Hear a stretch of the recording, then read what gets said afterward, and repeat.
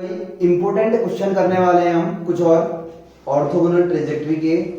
पहला क्वेश्चन ये है भाई कुछ, find orthogonal trajectory of family of curve y square equal to 4x where a is the variable parameter. ठीक है, पहला क्वेश्चन तो इजी है, तो बट नेक्स्ट क्वेश्चन आने वाला है ना, वो बहुत इंपॉर्टेंट है भाई, कई बार एग्जाम में पूछा गया है वो। चलिए पहले इसको सॉल्व करते हैं। आंसर में लिखा भाई मैंने, देखिए given y square equal to 4x हमारा क्वेश्चन है, इसकी ऑर्थोगोनल ट्रेजेक्टरी लानी है। चलिए भाई इसका डिफरेंशिएशन करिए, डिफरेंशिएशन करते हैं x के रिस्पेक्ट में। y स्क्वायर का होता है भाई 2y dy अपॉन dx, और इसका डेरिवेटिव भाई 4x का 4a हो जाएगा, x का डेरिवेटिव 1 होता है। जैसे इक्वेशन 2 आपको पता है a को हटाना है, तो यहां कर देते हैं equation second upon first, means that dy upon dx upon y square equal to 4a upon 4ax, 4a cancel, तो भाई एक y से y भी cancel, dy upon dx equal to मेरे पास आ गया है ये y भाई अकेला बचा है, इधर भेज दो ऊपर, y आ जाएगा, यहाँ 2 बचा तो अपॉन वाला ये 2x, तो ये हुई इक्वेशन नंबर थर्ड। तो भाई dy अपॉन dx निकाल लिया आपने।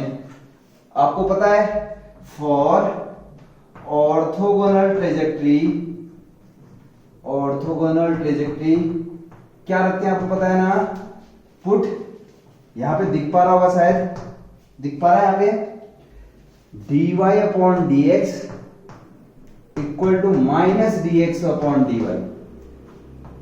dy upon dx equal to minus dx upon dy, पिछली वीडियो में पढ़े थे हम। तो माइनस dx अपॉन dy रखते हैं भाई, यहां माइनस dx अपॉन dy रख दिया भाई, dy अपॉन dx किया, यहां है y अपॉन 2x। तो चलिए अब इसको आगे सॉल्व करते हैं। dy अपॉन dx ये रखे, ठीक है, माइनस dx अपॉन dy, ये तरीका होता है ऑर्थोगोनल ट्रेजेक्टरी निकालने का। तो अब इसको हमें पता है dy अपॉन dx इंटरचेंज करिए, बदल दिया भाई dy अपॉन dx इक्वल हो जाएगा 2x अपॉन y, इधर माइनस है ना, तो माइनस को उधर भेज दिया, बात एक ही है। हमें पता है dy अपॉन dx को अकेला लाना होता है पहले। अब करिए इसको सॉल्व, वेरिएबल से वेरिएबल, y इधर आ गया भाई y dy, और उधर है माइनस 2x dx। करिए इंटीग्रेशन, y की पावर 1 का इंटीग्रेशन y की पावर 2 अपॉन 2, माइनस 2 तो ठीक है, x की पावर 1 का होता है x की power 2 upon 2, integrating constant c होता है, अपॉन में 2 आ रहा है तो इसलिए क्या बोलते हैं c बाई 2 बोलते हैं, कोई बड़ा इशू नहीं है इतना। ठीक हो गया, यहां तक समझ में आ गया हो आप लोगों को। तो इसके बाद देखिए y square upon 2 equal to भाई मेरे पास है 2 एलसीएम ले लिए वहां, minus 2x square plus c, 2 से 2 कैंसिल, माइनस 2x स्क्वायर इधर आया तो plus 2x square plus y square equal to c, which is the answer. आप यहां पे देखिए, which is orthogonal trajectory of given curve, which is orthogonal trajectory of given curve, मतलब जो ये निकल के आई है, जो गिवन कर्व थी उसकी क्या है, ऑर्थोगोनल ट्रेजेक्टरी है भाई। चलिए नेक्स्ट क्वेश्चन करते हैं भाई। नेक्स्ट क्वेश्चन आगे लिखा हुआ है, देखिए आप लोग ट्राई करिए खुद।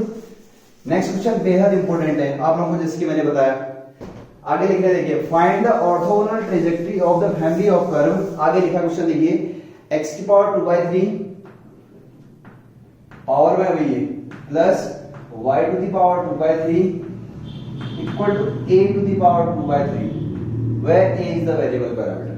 This is our question. Okay, तो चलिए सॉल्यूशन करते हैं। गिवन इक्वेशन लिखे आप लोग, सबसे पहले आंसर में आ रहे हैं x to the power 2/3 plus y to the power 2/3 equal to a to the power 2/3। This is equation number first. Orthogonal trajectory निकालनी है भाई, तो आराम से करते हैं। चलिए भाई डिफरेंशिएशन करिए इसका, लिखिए आप लोग differentiate with respect to x। आपको पता है x पावर 2/3 में n आगे आता है, एक पावर कम हो जाती है भाई, 2/3 माइनस 1 जब आप करोगे ये हो जाएगा माइनस 1/3। ऐसे यहाँ y की पावर 2/3 में पावर आगे आती है, एक पावर कम हो जाती है भाई, 2/3 में जब आप एक माइनस करोगे तो माइनस 1/3 हो जाएगा। y का हो रहा है ना, तो y का भी तो होगा, तो dy अपॉन dx दिया जाएगा साथ में, equal to, you all know that a is the constant and derivative of constant is 0। Clear भाई यहां तक। अब देखिए आगे करते हैं। यहां पे आ गया मेरे पास 2/3, ये वाला टर्म लिख रहा हूं, y to the power minus 1/3 dy upon dx, इसको उधर ले गए भाई, इसको पूरा उधर ले गए, तो माइनस 2/3 x की पावर माइनस 1/3 है भाई, ठीक है ना। 2/3 से 2/3 कैंसिल हो गया। तो देखिए यहां से अब डी अच्छा नेगेटिव पावर आप सभी को पता है, ऐसा लिखते हैं आप 1/y⁴ नीचे आएगी तो प्लस की हो जाएगी। ये है dy/dx इक्वल टू भाई यहां पे भी माइनस ही है, नेगेटिव पावर नीचे आ जाएगी तो प्लस की हो जाएगी।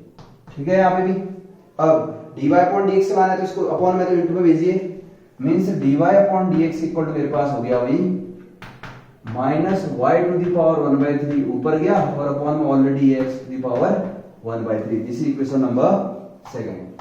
ठीक है भाई, आप dy/dx से लेके आ गए, dy/dx से लेके आए। अब आपको पता है फॉर ऑर्थोगोनल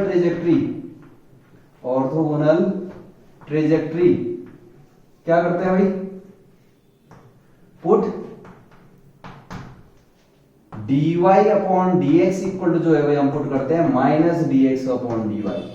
आपने dy/dx यह रखना पड़ता है -dx/dy इस इक्वेशन में। रखिए जरा dy/dx यह -dx/dy रख दिया भाई, और वहां है -y⁴ अपॉन x⁴ क्लियर है ना यहां तक। और साथ में देखिए माइनस से माइनस कटा तो dx/dy इक्वल टू जो है मेरे पास भाई y⁴ अपॉन x क्या आ गया 1/3। फाइनली हम यहां पहुंच चुके हैं। ठीक है भाई, फाइनली अगर हम यहां पहुंच चुके हैं तो अब जो है इसको सॉल्व करते हैं फिर। तो सबसे पहले आपको पता है dy/dx लाना पड़ता है, तो इसका रेसिप्रोकल करिए, मींस ऊपर नीचे करिए, पलटिए इसको dy/dx और हो जाएगा भाई x⁴ अपॉन y⁴ dy/dx आ गया, वेरिएबल से वेरिएबल करिए, y वाले एक तरफ कर रहा हूं, ये इधर आ गया, dy यहां ऑलरेडी है, उधर है भाई x⁴ dx यहां से गया, करिए इंटीग्रेशन। अब आपको पता है x पावर n का क्या होता है n+1 अपॉन n+1। तो y⁴ में जब आप 1 ऐड करोगे, 1/3 में 1 ऐड करोगे तो ये हो जाएगा 4/3 अपॉन 4/3। इंटीग्रेशन कर रहे हैं भाई, ऐसे x⁴ में n+1 मींस 1/3 + 1 करोगे तो ये भी हो जाएगा भाई 4/3 upon 4/3 plus integrating constant c होता है ना। अब हमको पता है बार बार 4/3 आता है तो यहाँ पे c/4/3 लिख सकते हैं आप, इंटीग्रेटिंग कांस्टेंट के साथ कुछ भी लिख सकते हैं आप। क्लियर? तो भाई y⁴ equal to x⁴ plus c, जो कि हमारा आंसर हो गया। ये अपॉन वाले कहां गए भाई, इधर एलसीएम लोगे ना जब 4/3 से 4/3 कैंसिल हो गए सारे, तो ये आंसर आ गया y⁴ equal to x⁴ plus c। लिख देना यहाँ पे फाइनली आप लोग विच is orthogonal trajectory of given curve. तो ये क्वेश्चन कई बार एग्जाम में पूछा गया है। अगर आप एलटीआर लेक्चरर की तैयारी भी कर रहे हैं तो इसमें कई क्वेश्चन क्या होते हैं, क्वेश्चन ये होते हैं, लेकिन आपको शॉर्ट ट्रिक अप्लाई करनी होती है। बाद में जब मुझे मौका मिलेगा तो आपको मैं शॉर्ट ट्रिक से भी बताऊंगा, अभी फिलहाल ऐसे ही करते हैं। और एक चीज और, अगर आपको किसी क्वेश्चन में प्रॉब्लम है तो आप कमेंट बॉक्स में बता सकते हैं भाई, अगर कोई इशू, अगर आपको कोई भी प्रॉब्लम है, ठीक है, तो अगर आप बताएंगे तो मैं कोशिश करूंगा और वीडियो लेक्चर बना के उसको आपका प्रॉब्लम सॉल्व किया जाए। तो एक बार क्वेश्चन करते हैं, चलिए छोटा सा है, find orthogonal trajectory of the family of curve. Curve देखिए आगे लिखी है मैंने, xy = c² है, ये वही क्वेश्चन, ये छोटा सा क्वेश्चन है, जल्दी हो जाएगा। नेक्स्ट क्वेश्चन आगे लिखा हुआ आप लोगों के स्क्रीन पे देखिए।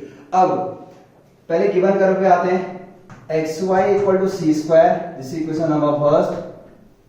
ये हमारा कर्व है और ऑर्थोगोनल ट्रेजेक्ट्री लेके आना है।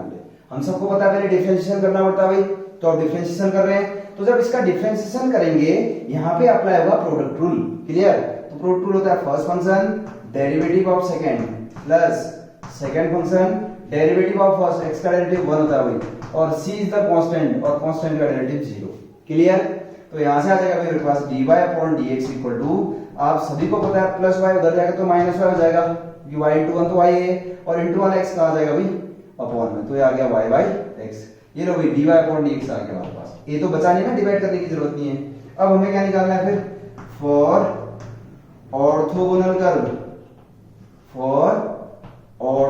कर्व या ऑर्थोगोनल ट्रेजेक्ट्री। बात देखिए, पुट क्या पुट करते हैं, आप सभी को पता है dy/dx equal to -dx/dy put करते हैं भाई, ठीक है। तो पुट करिए जरा, dy/dx ये मैं रख रहा हूं -dx/dy इक्वल टू भाई माइनस वाई अपॉन एक्स ये है, माइनस से माइनस कैंसिल, वेरिएबल सेपरेबल कर लो सीधे, एक्स इधर आ गया dx, dy उधर चले गया भाई y dy, x के साथ x आ गया, y के साथ y। नाउ इंटीग्रेटिंग, आप सभी को पता है x पावर 1 का integration x power 2 upon 2, y की पावर 1 का y की power 2 upon 2, integrating constant c होता है। अब 2 आ रहा है बार-बार तो अपॉन 2 लिख लेते हैं। अब नेक्स्ट स्टेप 2 एलसीएम ले लोगे, वहां 2 से 2 कट जाने हैं, तो फाइनल आंसर हो जाएगा x square equal to y square plus c, which is orthogonal trajectory of given curve. This is the final answer of this question. Clear? तो नेक्स्ट वीडियो लेक्चर पे हम करेंगे भाई ऑर्थोगोनल ट्रेजेक्टरी पोलर कर्व की। तो next video में मिलते हैं फिर। That's it.